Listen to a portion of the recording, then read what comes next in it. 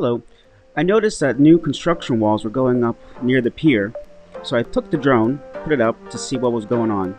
And it looks like they're expanding construction on the new hotel and also starting work on the pier, it seems like.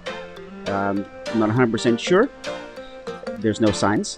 When I find out more information about the construction, I will do a video. Hopefully maybe I can interview someone to get more details. But until then, just enjoy these aerial shots with the drone.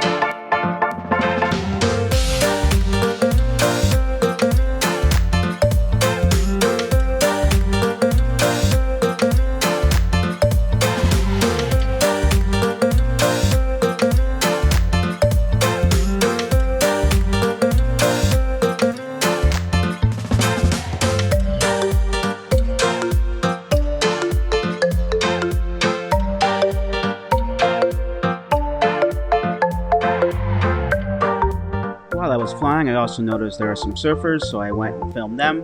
And it's a nice sunset. You can kind of see what's going on in Santa Maria. Hope you enjoyed the video.